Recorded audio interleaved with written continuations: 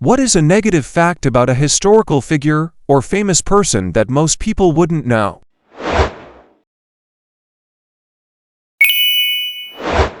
John C. Calhoun fell off of his horse. That's how Calhoun Falls S.C. got its name. There are no waterfalls in Calhoun Falls.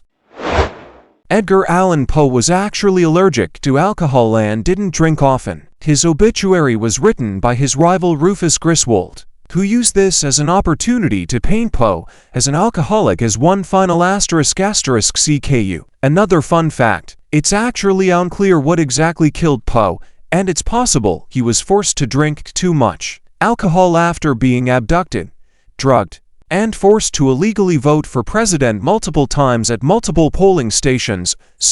He wasn't a practice that was apparently super common in the 1800s. After voting you gotta drink, and his captors would have made him drink it to keep up the pretense, not knowing he was allergic. It's not confirmed and probably never will be, but people have theorized this might have been what killed Poe. FDR loved the ladies almost as much as Eleanor did. Harrison Ford had a 3-month-long affair with Carrie Fisher. When filming one of the Star Wars films, Ford was married with 2 kids at the time. Carrie Fisher just revealed this in her book not too long ago. Albert Einstein left his first wife to marry his first cousin. Andrew Jackson was so vulgar that his parrot had to be removed from his funeral. Andrew Jackson was pretty much a drunk lunatic who is only remembered fondly because his antics went around from being horrific back around to being awesome. Getting into a fight while president, breaking the economy by shutting down the federal bank, surviving the first presidential assassination attempt, and beating the shit out of the attempted assassin with his own cane. Except for the Trail of Tears. That was just up. George Harrison slept with Ringo Starr's wife. Eric Clapton slept with Harrison's wife. Life's a funny circle. Churchill once flat out said that he hated Indians.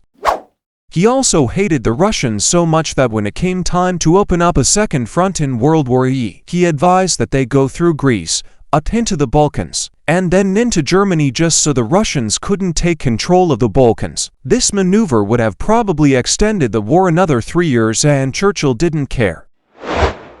Martin Luther King Jr. plagiarized significant portions of his doctoral dissertation. Boston University, where he received his doctorate, allowed him to keep his title of doctor because the plagiarism wasn't discovered until 1993. And Boo figured it would cause too much of a shitstorm to enforce their cheating policy and strip him of his doctorate.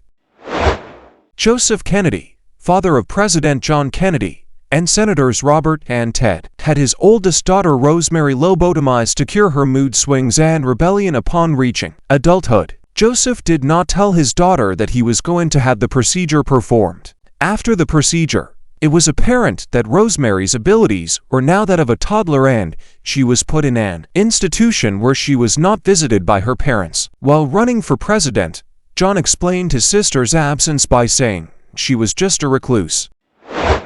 Muhammad Ali called his rival, Joe Frazier, and Uncle Tom a black person who works for the enemy. Joe Frazier received a lot of death threats and his kids were bullied on school. The worst part about it is that Frazier financially supported Ali when he was on trial because he did not want to fight in Vietnam. Sean Connery stated in an interview that it was okay to hit a woman with an open hand to put her in her place. George Washington had over 300 personal slaves and grew his own marijuana. Thomas Edison hired Nikola Tesla and offered him a $50,000 bonus if he could improve his DC power generation and transmission systems. Tesla's work resulted in 19 patents for Edison that improved his generator designs. When Tesla asked him about the bonus, he laughed at him and refused to pay it. Tesla left Edison's company and was eventually hired by George Westinghouse, where he began working on AC power systems. This began what's referred to as the current wars between Edison and Tesla. Westinghouse. Edison used smear tactics to try and prove Tesla's AC system was dangerous compared to his, which included electrocuting animals using AC power. And he also convinced the state of New York to use AC power in their first death by electric chair. Tesla and Westinghouse beat out Edison in a bid to electrically light up the 1893 Chicago World's Fair, a first for its time. Edison then refused to let the World's Fair use his light bulb design, so Tesla had to redesign the light bulb to get around Edison's patent. History remembers Edison as the inventor of the light bulb and father of our modern electrical world. But in reality, Tesla invented the AC induction motor, transformer, and AC power generator. Everything used in our modern electrical grid, Edison fought in every step of the way. In fact, all the legal feuding caused Westinghouse to hemorrhage money, and Tesla gave up his royalties Westinghouse owed him to keep them from going under. Tesla is the founder of our modern electrical-powered world, not Edison. Gustav Adolphus, King of Sweden during the 30 Years' War, sometimes adopted the identity of Captain Gars to mingle with and fight alongside his troops, forgot to add how that was negative. He could have gotten himself killed and changed the course of the war, but still pretty badass. Behind the scenes, John Lennon was actually quite a prick. Evidence in 1980, he admitted in a Playboy interview that he abused his wife, and although he said this caused him to later preach love, the fact is he still did it. His son, Julian, has claimed that John Lennon was so insensitive and emotionally abusive that it not only put him off having children, but also caused a large rift with him and half-brother, Sean. In that same Playboy interview, John referred to Julian as an unplanned child born out of a bottle of whiskey. Although many children are, that's still a pretty shitty thing to say about your own kid. He almost beat a man to death. A good friend of the Beatles once jokingly said that John Lennon and Brian Epstein were in a homosexual relationship. John became enraged and beat him so badly he had to be rushed to hospital. The 1960s TV show Was Alright, John Lennon publicly and openly mocked the disabled. I feel like I'm giving more than one fact, but I'm just giving the reasons as to why John Lennon was a prick is a fact. Obadiah Springfield was a pirate. John Adams was a pretty terrible president. One of his worst moments was passing the Sedition Act, which made it illegal for the press, or any person for that matter, to speak badly of the president or Congress. Roosevelt wanted to sterilize Puerto Rican women so that they couldn't reproduce an inferior race. Rob Schneider pays migrant workers to choke him in the shower. Stop spreading the lie that Rob Schneider is famous. Charlie Chaplin seduced 15-year-old Lita Gray and forced her to marry him after she became pregnant. Marilyn Monroe kept food underneath her mattress and didn't like taking showers. Apparently, a lot of co-stars didn't like it either. When Steve Jobs was working at Atari, he was on this wacko all-fruit diet that he thought prevented his body from producing the bacteria that cause body odor, so there was no need to shower. He was wrong. He was stinking up the joint so bad his boss had to move him to the night shift. The theory about his cancer was that it was caused because of his all-fruit diet. When Ashton Kutcher played him, he got so into character that he also ate a fruit diet. Ashton eventually had to be hospitalized due to an inflamed pancreas. As we know, Jobs had cancer of the pancreas. Everything in moderation, folks. Even fruit can kill you. Martin Luther King Jr. would roll up all of the windows when he farted in the car. Donald Trump once helped a lost child in a hotel in Nick with directions. Benjamin Franklin was a dick. He was an adulterer, and was in France spending money left and right when the new Congress was trying to find two pennies to rub together. That is why John Adams was sent to do the job that BF couldn't. Jackie Chan is actually hated in his hometown, Hong Kong. He's member of China Communist Party. Henry Ford was highly anti-Semitic, and praised the German armed force for their mobilization and might leading up to the outbreak of W2. He actually traveled the country few times and received a medal from the Germans because of Ford's contribution to the world through mechanization. Alfred Nobel made his fortune by inventing and selling dynamite. Many years later, his brother Ludwig Nobel died in France, and a French newspaper accidentally published Alfred's obituary instead of Ludwig's. As a result, Alfred had the unique encounter of seeing how the world would view his death. To his shock and dismay, the obituary was less than positive about his memory, even going as far as saying Dr. Alfred Nobel, who became rich by finding ways to kill more people faster than ever before, died yesterday.